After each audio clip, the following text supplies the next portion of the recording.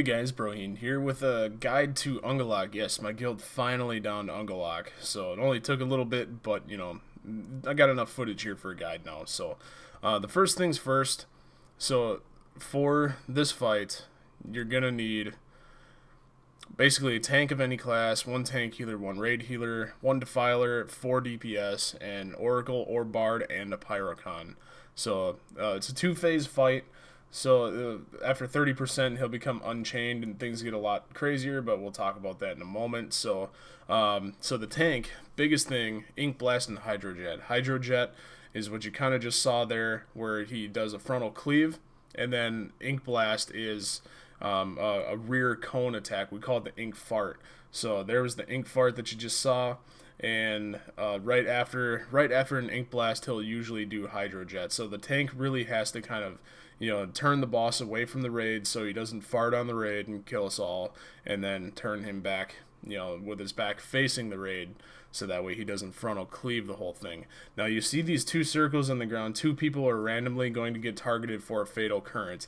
If you don't get out of that red, and when I mean, you know, don't get out of it, I mean like run well past the edge of the circle, because, you know, Tryon is kind of goofy like that. You're going to want to get all the way really far out of it, otherwise you will be one-shot. Anybody caught in the fatal current is one-shotted. Now let's talk about Venomous Barb.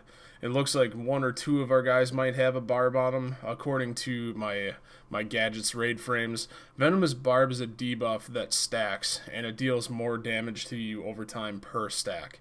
So the way you get rid of this is you'll take note of the little guys running around all the way, you know, on the left and the right and the back there. You have to pull one of those little guys in, you have to kill it, and everybody has to be within a certain radius of these little minions to clear the stacks. So if you're not near enough, they can't be purged or anything like that. So if you're not near enough, this is why we stack right on Ungolok's ass. That way you can, you know, get cleansed of the barb and not die.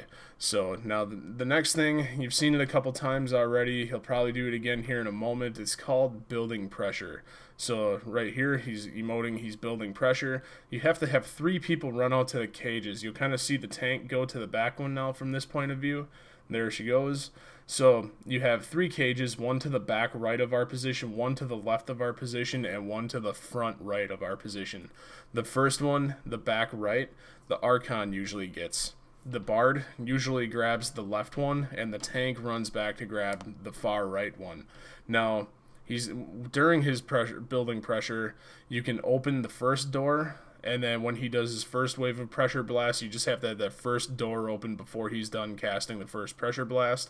Then the second one has to be opened before he's finished casting the second pressure blast, and the third one before he's finished casting the third pressure blast.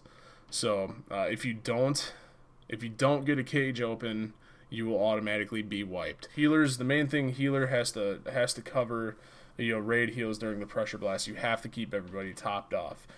So also on a side note, Ungolok will lose interest in the tank, so there is an aggro drop periodically, you know, so the tank's just gonna have to taunt and get the aggro back.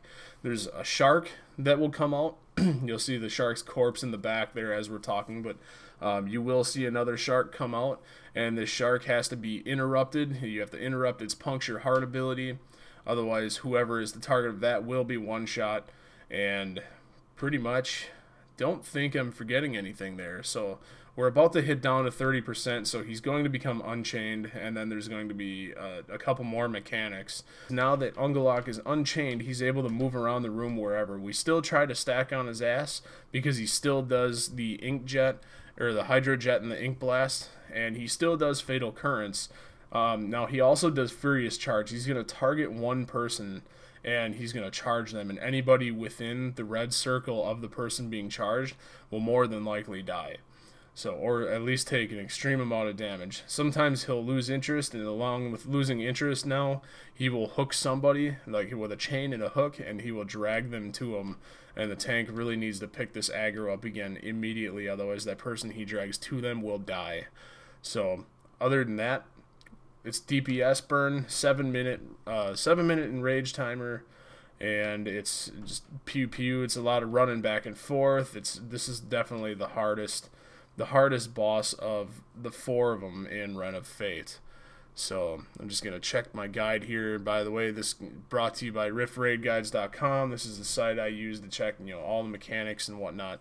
Make sure I'm not forgetting anything here.